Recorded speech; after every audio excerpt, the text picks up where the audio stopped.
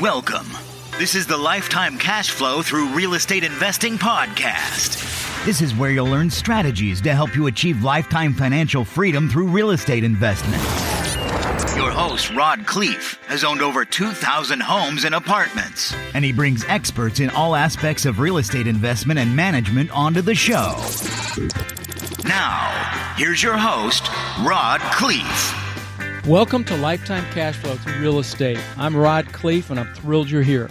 Before we get to our guest, I want to remind you guys one thing. You're running out of time to get my free book. It's done. It should go out like literally within the next 10 days, and it's free, and it's 220 pages long, and how to buy everything, soup to nuts on how to buy multifamily real estate. So you crazy if you don't take advantage of it, if you're interested in this business at all. All you got to do is text my name Rod to 41411 and we'll get you on the list. And as I've said before, it's going on Amazon after the first of the year, and then of course I'm going to charge for it. So get your copy for free. And also, I love hearing from you guys. Many of you call me or email me and let me know when you've bought a deal and tell me about it. And I get real excited when I get those calls from you guys that gotten some bit of information from the show or been motivated by the show and have taken action. So please give me that gift when you take action on a deal. I'd love to hear about it. Well, let's get this party started. This is a real treat today. We're interviewing a gentleman named Bill Manassero. He actually has his own podcast. It's called Old Dogs REI Network, and he talks about real estate investing for seniors, 50 plus. Really great guy. I was on his show, and we're going to have a lot of fun with him today. And he's got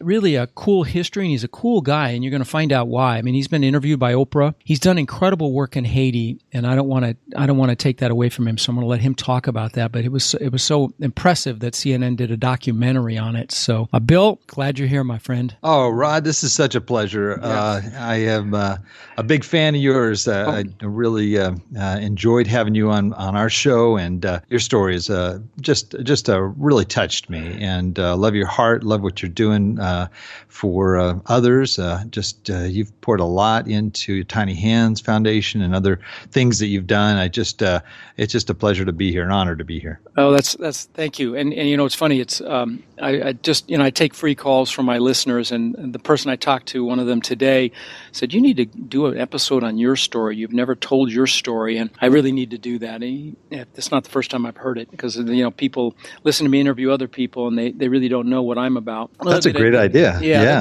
They'll get a taste of it in my book, but I really should do an episode on it one of these days soon. But listen, thank you for that. Tell us, let's go back. Tell us about your real estate investing career, and I definitely want to talk about your turnkey rental experience. So, but let's start at the beginning and tell us what you've done. Yeah, well, I didn't start off in real estate investing, really. I mean, I started off, really in the corporate side of things. I was in financial services. I did a lot of marketing consulting, ended up opening my own advertising public relations firm, and represented a number of different clients, and all international companies as well as local companies and so forth. And I wanted to go into the entrepreneurial side and open my own advertising PR firm, and really enjoyed the entrepreneurial side of it. Also opened a .com, was part of a team that launched a new .com, right before the bubble burst. So I learned the hard way there, about entrepreneurial ventures and market changes and other things in that process. But sort of the biggest major transition in my life happened when my family took off for Haiti, and we have a nonprofit organization called Child Hope International that really works with homeless, abandoned, at-risk children in Haiti, a lot of street kids, and we have all different types of programs to help them to, get sort of back in the circle of life here after having lived on the streets, which is really hard and very harsh. Everything from job training to business incubators. Teaching the kids English. They already know French and the French schools there, Creole. We teach them Spanish, so they know multiple languages. They know business, and it's a an endeavor that's been going on for, just about the last 12, 13 years in Haiti. And so that's my heart. As I was over there, and we had a lot of very intense situations over there. We had attempted kidnappings on my family's lives. Wow. We had my wife got cancer when we were over there at one point, and had to come back to the States for a bit, and then came back, and she's totally healed now and doing great. We've had malaria, dengue fever, we've had hurricanes. I mean, you name it, earthquakes. While we were over there. So been through a lot of things, and it was, getting in the later season of our life where we really, a lot of our kids that came over with us were starting to move back to the States. And, we had set everything up there initially really for Haitians to run. And so it was at that point where we could go back, and we're starting to plan for that. And as I'm over there, I'm thinking, here I am, I'm 60 years old, and I've been doing ministry full time for the last 20 years actually, and I'm looking at it and go, gee, I have no idea what I'm going to do when I go back. And we didn't really have any substantial savings. We had a little bit tucked away in a 401k and so forth for when I was in the corporate side of things, but really wasn't really prepared so much for retirement. And that's where I started thinking, what am I going to do? I got an inheritance check, and the inheritance check, I could have put it in the stock market where most of my funds were, or I could do something different with it. And just because of the volatility of the market, I really felt, well, let me buy some real estate. What the heck, have friends that are investors. I buy a couple of rental properties and just kind of tuck it away there and see if anything will happen. And while I was in Haiti, I hopped on a plane in a 1-week trip. I flew to Memphis and Atlanta, bought 3 different properties, came back to Haiti, and I was just thinking of it as an investment more than anything else. But as time went on, I said, gee, this is 1 month after I bought the properties, I'm getting funds in for this, and this is really nice, and I'm seeing a steady consistent income, and I'm going, boy, if I grew that, that would really take care of our needs as a family, and also in our retirement years. And so I'm looking at it, I'm studying up, I'm starting to educate myself and so forth.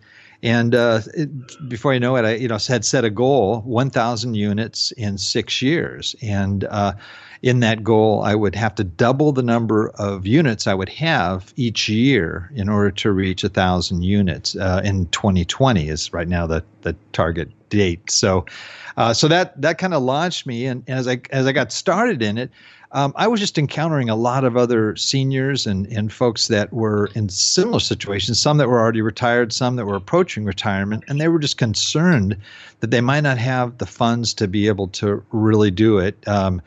Maybe they could get by, but, it wasn't the kind of retirement that they were really dreaming and hoping for. And so I started sharing what I was doing and kind of turned into where I'm kind of educating people and trying to share as I'm going along. I said, there's got to be a way that I can let everybody know what I'm doing, and they can see my mistakes as well as my successes. And so I came up with the podcast idea, and we set up the Old Dogs REI Network, which is really there as a means to educate those that are in similar situations that maybe they just need an extra $1,000 a month. Maybe they don't even need that much, or maybe they need significantly more to be able to do the things that they really want to do.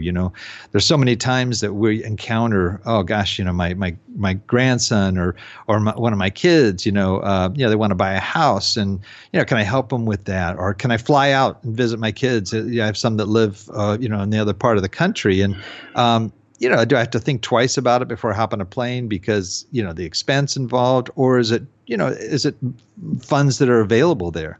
And the other part of this is the reason why it was such sort of a grandiose, number, 1,000 units is a pretty significant number of units, was that I also wanted to continue to support what we have going on in Haiti at the same time. So it kind of all worked together. And as I put my budget together, what would I really need, in my retirement to be able to not only support us and have funds there to be able to help our kids and our grandkids, but we want to be able to continue to help sustain our efforts in Haiti. And that's kind of brought me to where I am today. So where are you at on your goal? I mean, are you buying single family? Or are you buying multifamily? How are you doing on your goal?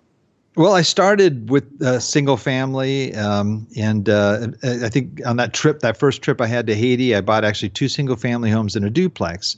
And in that short period of time, as I was working with those, I was going, gee, I paid the same amount for the duplex that I did for the single families, but it's bringing me twice as much in income. And, sometimes it takes a while to get through my thick skull, and I just saw that, right there, the economies of scale, just with the duplex. And then I bought another duplex because, I liked what they were doing. And the same thing was going on, I don't have, 2 property tax statements I get each year. I don't have 2 insurance bills. I don't have, 2 roofs to repair. It's just, again, you just have to do one. And I thought, gee, what about if I had 10 units? What if I had 50? What if I had 100?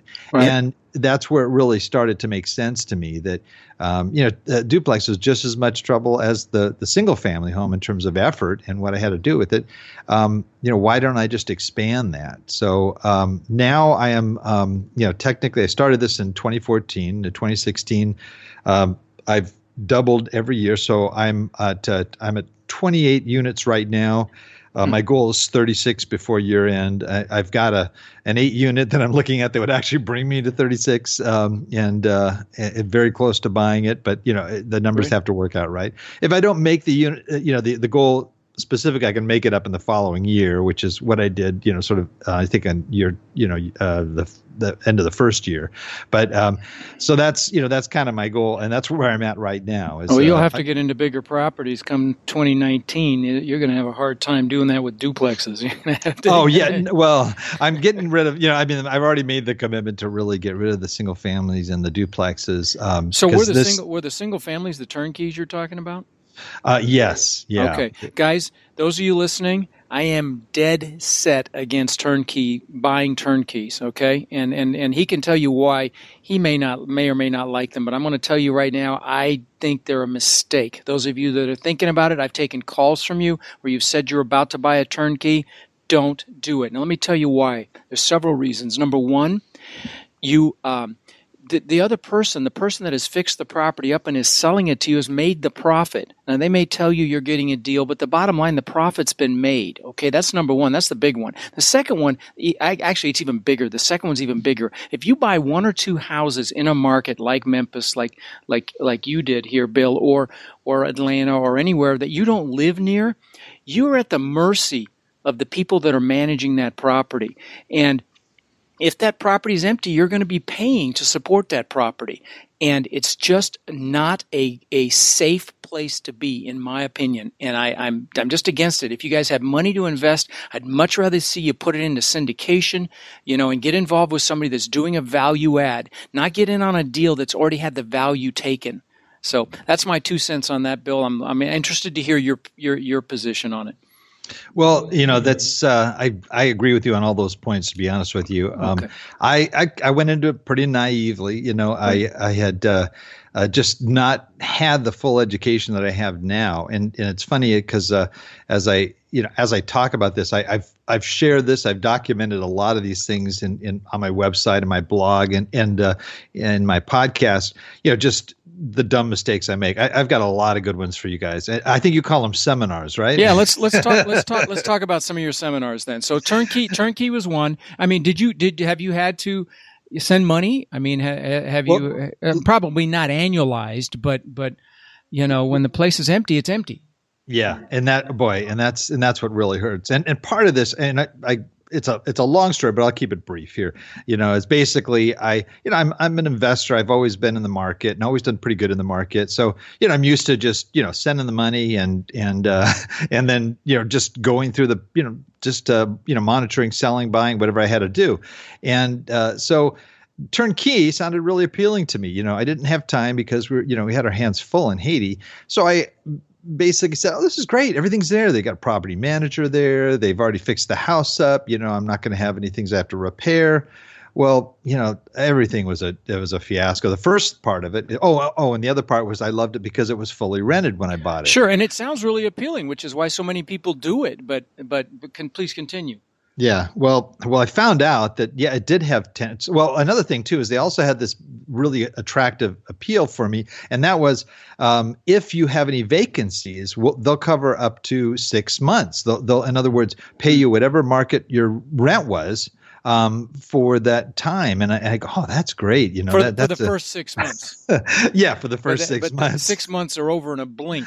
Right. And it happened a lot sooner than I thought it would. And part of that, and again, this is something that I'd be really careful to say, I can't prove this, but, from pictures that I saw and other things, it looked like the people that were in there, again, I saw these properties when they were for sale.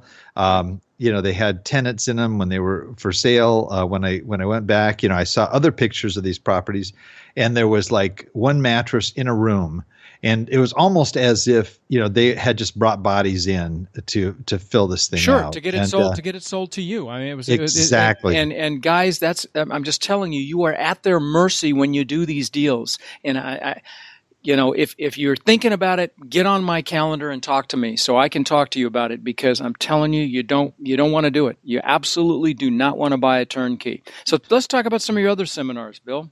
Okay. I'm sorry to get into the pain, but let's teach some lessons. Well, I think, so that area, there were a whole series of things that went bad, and please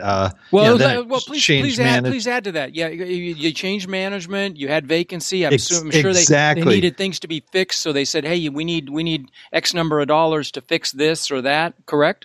Yeah, exactly. And the property manager left, also, and then they put in another guy, and this guy was horrible, and he couldn't rent the place. He couldn't. Sure. I mean. And I'm going and I'm seeing, okay, I used up my 6 months, like you said, and I'm really starting to panic. And I actually went on a forum on Bigger Pockets and started, talking about what problem I had. And really, I think by the grace of God, I had one guy that got on there who actually knew the exact neighborhood where I was having this problem in, and he was very familiar. He grew up there, and he knew exactly how to take. We had to go to Section 8. Tenants. So you rented at Section 8. Well, the thing of it is, guys, that what people don't realize is that maintenance work is a profit center for a management company. So, I mean, they make money when something goes wrong. And because there are margins on the work that they do. They have in-house maintenance techs, and it's a profit center. And you will get creamed if you have no leverage. One house is no leverage, or two houses, that's no leverage with a management company. You are nothing to them. And yeah, so I just know from my personal experience. You guys know I've owned 2,000 houses and multiple apartment buildings, and I know what's involved with managing single-family homes. And you do not want to do turnkey. So there. Let's move on to something else. It's both. You don't want to do single family either. Okay. Well, I agree with you. Don't do single family. I mean, you can do it to wholesale or maybe to flip if you're not in the high dollar stuff, but don't do it to hold. It's not a long-term buy and hold strategy. You want multiple units. Like, Bill said, you got double the income from his duplex, and it exponentially goes up when you get larger properties. That's right. So. And you also, with larger properties, you can control the value of the property, which you can't with a single family. That's right. There's certain things you can do to it. Yeah, you can upgrade the kitchen, a few other things, and a few dollars, you might be able to increase the value, but you just can't go higher than the market. I mean, they're going to take comps. Just let me explain that to you guys. So basically, anything in a 2 to 4 unit in multifamily is considered residential, and they value residential property, including multifamily, like that, based on comparable sales. Now, I personally think duplexes and fourplexes are a great way for those of you that want to start small and dip your toe in this thing.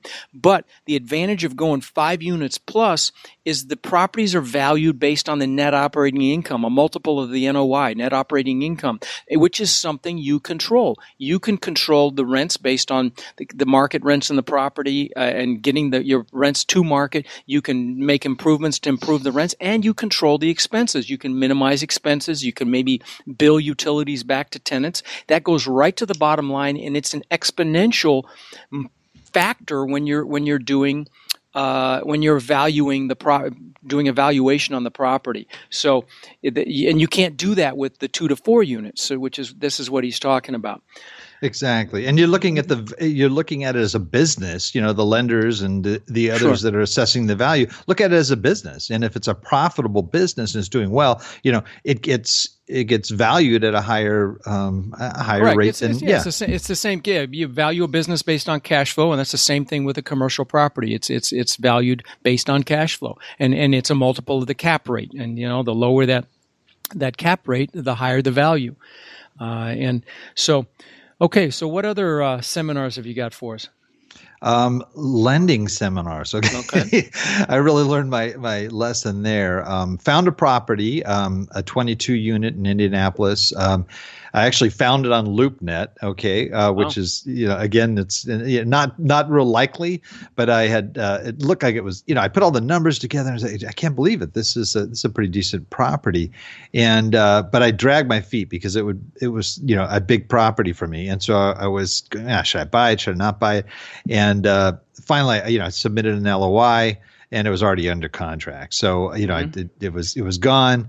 And but an LOI, guys, is a letter of intent. When you're buying a commercial, when you're buying an apartment building that's 5 units or more, you don't go right into a contract. You start with what's called a letter of intent, an LOI, because it's going to cost you money to get the contract written. Okay, so you always start with an LOI because you want to make sure you and the seller agree on all the major points before you send it to an attorney to write the contract. And guys, don't ever write your own contracts. Always use an attorney if you're in the commercial space, 5+ units. There's just too many nuances. I still use an attorney, and anytime I buy something larger. And so you start with that LOI. So I'm sorry, Bill, I just wanted to explain that. No, that's great. Great point.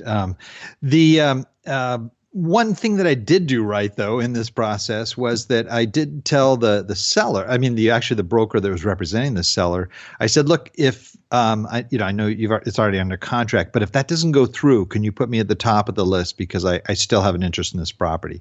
And I said it to him just kind of in passing, went on and started digging through and trying to find other properties to buy. And about 3 months later, I got a call, and he said, "Look, it didn't go through. They had issues with funding, and if you want to go ahead and bid, you can go ahead." And let me interject something. I'm sorry, just because when you touch on a point that really has a lot of value, I want to expand on it.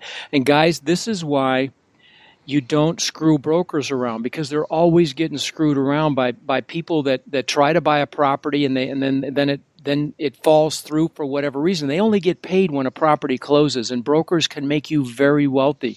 So you respect those relationships. You don't tie up properties unless you really plan to pull the trigger if everything makes sense. Now, obviously, if things don't make sense when you do your due diligence, then you back out.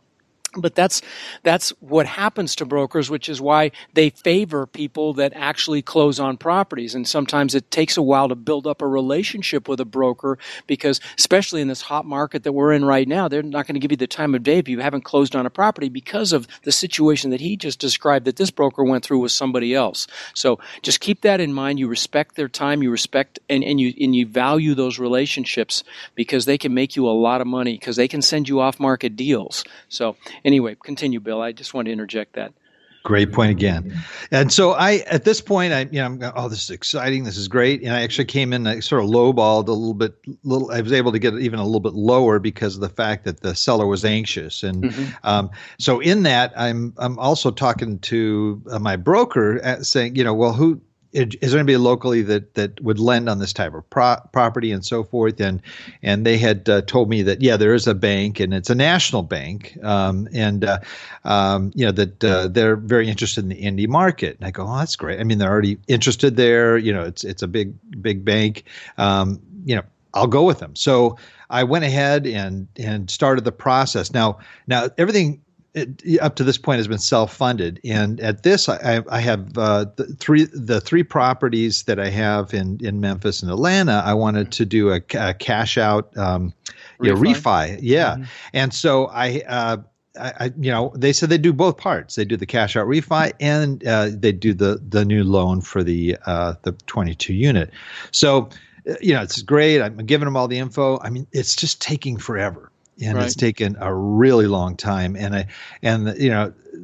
we've kind of, we have this due diligence period that we have in our contract here, and I'm coming closer and closer, and I still couldn't get a commitment from the bank. So what he's talking about there, guys, is when you put a commercial property under contract, you get so many days to do your due diligence. And in today's market, 30 is about the most you can get. I mean, I always try for more, but 30 is kind of the standard in this hot market. I mean, I've been in markets where it's 90 days, you can get away with 90, but now it's 30. But once that 30 days clock hits the 12 o'clock sign, your money is considered hard, and that means you don't get your earnest money back if you back out. So that's why that due diligence period is so important. You want to do as much as you can preliminarily while you're in the LOI phase, a letter of intent phase, before you go to your contract, because once that contract's signed, that due diligence period starts. So anyway, you're approaching the end of your due diligence period. Right, and the bank is still not committing on either side, and for either the refi or the other, and so I'm going, look, if this isn't going to happen, I need to know so that I can find another source. And they're going, well, it's like 80% there. And I go, well, can I get a letter at least that states that I'm pre-approved for a certain amount or what have you, and I couldn't get it from them. And so I passed my 30 days. I asked for an extension from them. Went to 45 days. 45 days comes, I still don't have the commitment from the bank, and I'm just like, oh, I'm going to lose this thing. And finally, the guy agrees to extend it to 60, and wow. And before 60, I get the word from the bank. Well, you're not a W-2 income. You're 1099. I go, this is not news to you guys. You guys knew this when I applied for this loan, okay? Right. I go, why are you all of a sudden now you're doing this? Your underwriters, should have known that going into this. And that's all they could tell me. Well, we just feel more comfortable with a W-2 employee. And I'm going, so this is not, you're turning down which loan? Well, both of them. Yeah. And I'm going, oh my gosh, and I'm just dying. And so I got like 15 days left, and I'm going, this is crazy. And luckily, I had a good friend refer me to a good mortgage broker. A mortgage broker who had a lot of different sources. I ended up paying through the nose. I had two different mortgage brokers. One found me the cash out refi, and the other the loan for the property. I think we really I had extended again with the seller, so it was under 90 days, but I can't tell you exactly how much under 90 days. Well, you got lucky. Days. The sellers don't have to do that, and but there is some leverage, because then they have to remarket the property and everything else, and sometimes they'll ask for some more money down, more of an earnest money just to that's not uncommon. But did you end up getting the loan from like a local or regional bank, or where you made the loan? It wasn't a hard money lender, but it was definitely okay. I paid like 7.8%. It was not a good loan as far as rate in terms, but I got it, and it was a big lesson for me, and I've talked to other people that have dealt with some of the big national lenders, and this is Wells Fargo. I avoid them like the plague. Wells Fargo, BB&T, Bank of America. No, I just did. It's You can have banking relationships with them, but I recommend, whatever market you're going into, you develop relationships with the regional banks, the ones that have numerous branches, but they're regional, and, maybe open up an account with them. They love to have a banking relationship with you, and find out, well, first you're going to interview them and find out, if they're interested in multifamily properties, and if they loan on them, and what their lending parameters are. But you do all that homework simultaneously while you're looking at deals. And that's maybe the mistake you made there, Bill, is you weren't doing that, while you were looking at deals and developing those relationships with the brokers, with the regional banks, so that you had sources. And by the way, all this stuff's in my book, guys. Not trying to plug my free book, but it is, and it is really important that you're doing these things simultaneously. And I think that's the lesson. Would you agree, Bill, that you're setting these things up while you're looking at properties? Exactly. In fact, you should have your funding. I would say if you could get as close to a pre-approval as you can. Yeah, that's hard. It's hard with commercial properties. Yeah. The lenders will tell you. The lenders will say, "Well, we can't do anything until we know what the property is." And they might not even want to tell you what their terms are. But you just tell, "Listen, I'm evaluating several properties. I have to get an idea what kind of loan to value you'll loan, what your rates are, what your terms are, so I can properly evaluate this property. You understand that, don't you? And then they'll typically tell you, what range they'll loan in, and that's what you want. You want to do that homework and develop those relationships. Take that banker out to lunch, buy him a cup of coffee. This is a personal thing. This is relationship driven. Believe it or not, I know it's very empirical and it's numbers, but it's a lot of relationship too. Bankers are relationship oriented, and they like to see you and see that, make sure you wear a jacket and or a tie if you're a man, and look business outfit if you're a lady, and go meet them, and it's a personal thing, and then, like I say, open up a checking account there and just start a relationship if they are loaning, if they're active, and you find out how active are you. Is this something you do a lot of or not a lot of, and be doing that while you're looking at deals. So you took down this place in Minneapolis. Was it Indianapolis? Indianapolis, yeah. And you don't live in Indianapolis, right? No, I live in Southern California. Right. So 22 unit in Indianapolis. What was your plan for the management there? Or is that another seminar? Well, it definitely was a process. I'd learned really from the other states, about the importance of the property manager, as well as the fact that I would probably say 90% of them are not that great. Right. And some people even say higher, but I've given them benefit of the doubt here. Right. But it is really, really hard to find a good property manager, and that process I had started almost from the LOI. So I had done a lot of research and really dug in there, and I was very fortunate to find a good guy that was willing to roll up his sleeves, because we had rehab, some not major construction, but definitely some upgrades and so forth. Things that needed to be managed remotely. Then exactly, and that's, you really have to have trust. And in my book, I talk about 4 places that you should invest if you're brand new, and they are your backyard, obviously, if you can. Now in Southern California, that's a little hard, but your backyard obviously is your first choice. Second choice would be someplace you know really well. Maybe you grew up there, maybe you went to school there, you've got some roots there. Third place would be somewhere you have boots on the ground, somewhere you know someone, and someone that can, like if you've got a renovation project like Bill's talking about here, you can send them by and say, hey, did this guy really do the work, or or deliver or pick up something for you? Someplace you got boots on the ground. The fourth place would be someplace you either want to retire or really enjoy going to. And those are my top 4 choices for somebody new getting into the business, because for obvious reasons. So anyway, you found a good manager, and guys, he's in the sweet spot here. Remember, 3 to 30 units right now really is the sweet spot today, even, because it's under the radar of the big players, and but the problem with it is the management. The properties aren't large enough to sustain, your own property manager, your own maintenance person, all that stuff. It's not large enough to support, those 2 paid positions. You need to be at like the 70 unit range to have that happen, or even a little larger. And so management is the biggest hurdle. I will give you a little tip. One thing you can do is you can call local real estate brokers that advertise for management, and sometimes have a small little operation. Now, you're going to need to do your homework on them. You're going to need to get referrals and references, and really check them out and trust your gut. And you may have to stumble over 1 or 2 to get the perfect person, but that can be a solution for these smaller properties. So anyway, sorry, Bill, please continue. So yeah, just along those lines, this is really, and this is sort of, I'm pretty unconventional. I'm a real bootstrap guy. I do a lot of things kind of my own way, and because I know it'll get done. And so one of the situations, I had a very aggressive plan for this. It was a value added deal.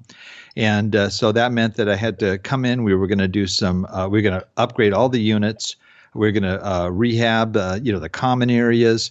With that, we were going to increase rents, and also move into a RUBS program maybe in year 2. Guys, what a RUBS program is remember I said anything you do to improve the NOI, the net operating income, improves the value. So a lot of times you'll find units that are where the tenants pay their own utilities, and a RUBS program is where you basically have the tenants they pay their share of the utilities, and there are several. If you you Google RUBS programs online, you'll find there's several companies that offer to do that for you, because you've got to make sure it's billed properly and you can't overbill. That's actually a crime if you do that.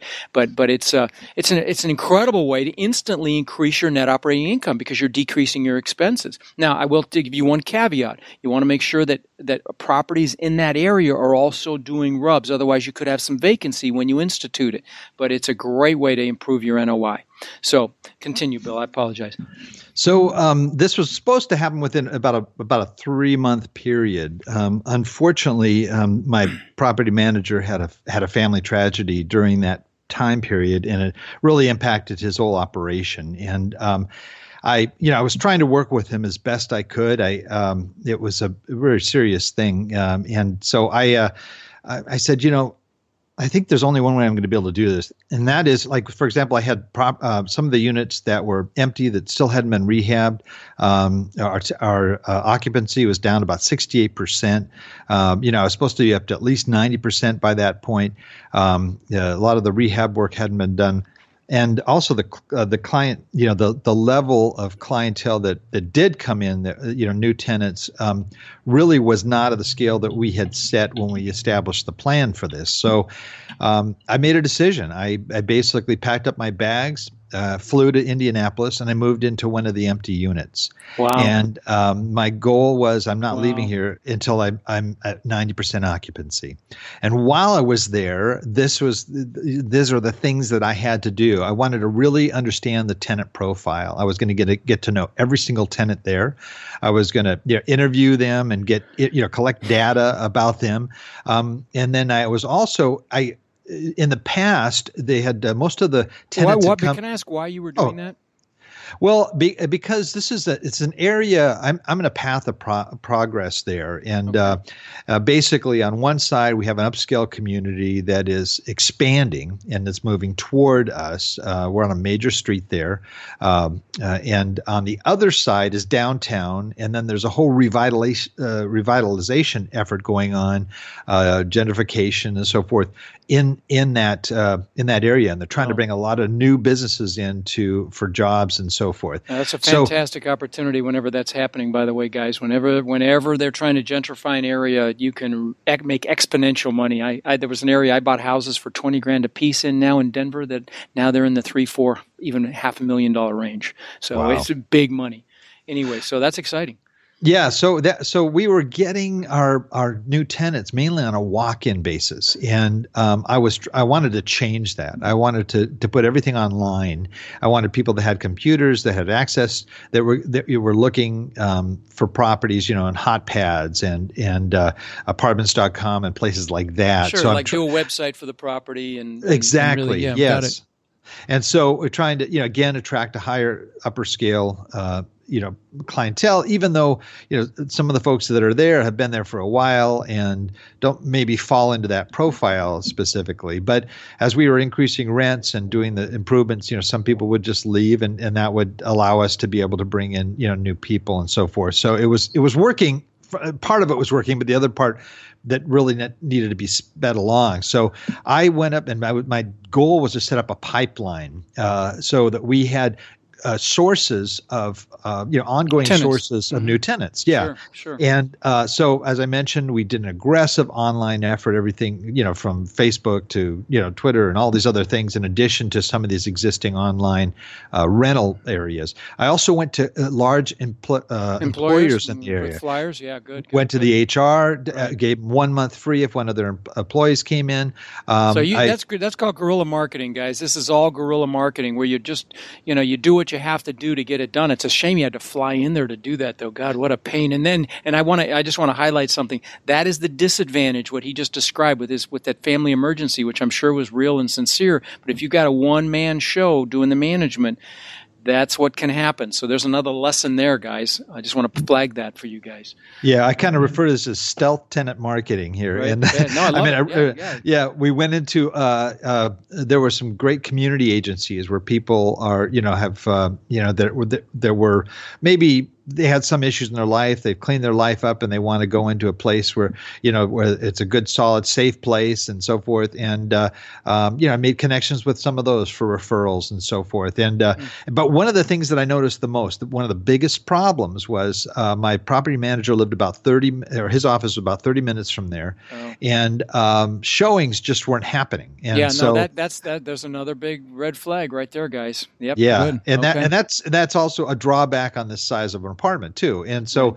but I was there and I've been living there. I have nothing to do. I also, got eaten alive by bed bugs. So I found that problem. And luckily it was my apartment was probably the worst, the one that I stayed in. But, we got pest control underway. I've got a great relationship with one of the best pest control companies there. And, I'm experiencing a lot of the real down to earth stuff. And, I was there to do the showings and that made a big difference. And not only that, but I'd get a listing like, so-and-so's interested in the property. I'd email them. If they didn't get back to me, I'd call them.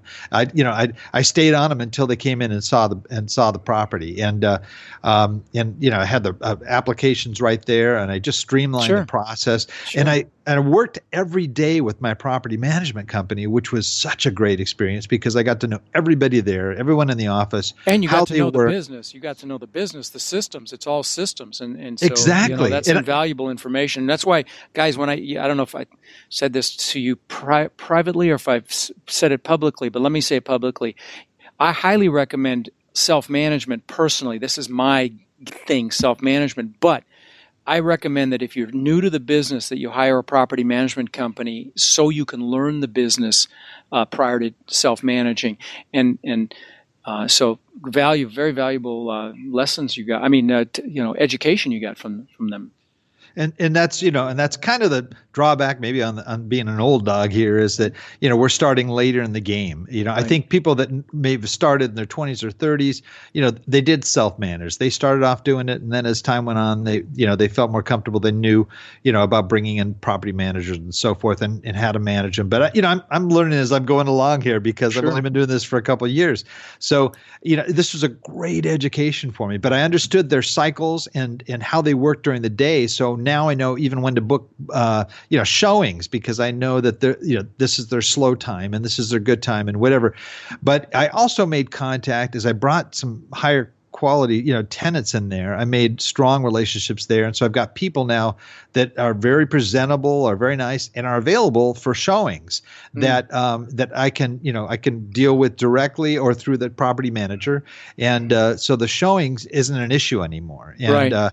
So guys, you always want to do that. If you always want to have someone there keeping an eye on the place, even if you have a management company, which and that was a caveat. I'm really glad you brought up the guy living 30 minutes away. You want to see how far away they are from the property if you're doing one of these smaller ones. And what's their backup plan if there's a problem? But even regardless, you make sure they flag one person and give them a break on the rent to pick up the trash every day, to keep their finger on the pulse of what's going on, to see what's happening there. So these are all lessons you learned. Yeah, there were a number of people on disability in the building, and one guy, a guy named Jimmy, who really trying to clean up his life. He had a prosthesis leg, and he was the guy that I recruited to do the cleanup, and he was so excited to get this little job and pay him just a little bit each month or take it off his rent, and he takes such pride in what he does, and because he's just sitting around there. Got nothing to do. No, those are perfect. That's why I said they're perfect. Anybody that's on disability or has income from some source like that, pensioner or whatever, they're your best because they will. I mean, almost to a fault. They can almost be too much sometimes, but that's perfect, And what I love actually in my smaller stuff is I try to find a couple. I try to find where the old man, putters around and fixes things and can do a little maintenance work, and the woman is the eyes and the ears and the communicator, and that's not an uncommon dynamic to find, but. Well, these are all valuable lessons, buddy. Yeah, that's good. Yeah, I mean, this I wouldn't have learned if I didn't do it. And I ended up leaving there. I flew back. I actually boosted up to 97% occupancy. Had most of the rehabs completely finished. There were just some light painting and I think a carpet that had to be put in. So, I mean, accomplished everything that I had to do. But really, the education. You got an education, yeah. That was the value, right? I can't even put a price on that, right? Because no I learned so much from that incident. But that's fantastic. I think those of you that are listening, there is value in doing what he did. I mean, to have to deal with the bed bugs and go live there and all that stuff. I mean, it's not the most appealing prospect, but I will tell you, incredible value. And now now you understand what management really is and what to look out for and how to be careful and how to not get burned by a vendor, and make sure your leasing is happening properly and they're out there pushing a property. But all good stuff. So I want to shift gears and I just want to salute you for your charity. Is your charity still around, by the way? Are you still doing that? Oh yeah, Okay. That's still real active. What's the website address? I mean, is it a 501c3? Keep people invest in it. I mean, contribute to it is what I mean. Yes, it's a 501c3, and it's called Child Hope. The website is childhope.org. We're actually still very active in helping a lot of the hurricane victims there. They just got hit again. Yeah, I interviewed Frank McKinney on my show, and he's built homes for over 10,000 people in Haiti, and just doing much bigger stuff than I'm doing, and I'm just impressed. The fact that this is such an important part of your life. And guys, those of you listening. There's a big difference between success and fulfillment, and I've done a driving force clip on that, and it's the achievement and fulfillment, and this is the important stuff. This is what gives you fulfilled. This is what makes you happy. So keep that in mind as you're on your course for finding success. That it's more than just that. Listen, Bill, I really appreciate you being on the show, buddy. Check out his podcast, Old Dogs REI Network, and the Dogs is DAWGS. And Bill, thanks so much for your valuable time, my friend. Thanks, Rod. It's great talking to you again, brother. Likewise. I really appreciate it. Likewise. Take care. Talk to you soon. Thank you for listening to the Lifetime Cash Flow Through Real Estate Investing podcast. If you've enjoyed the show, please subscribe. And then take a moment to visit iTunes and leave a 5-star rating and review. For more resources to connect with us further, please visit our website at lifetimecashflowpodcast.com. Tune in next week for our next show.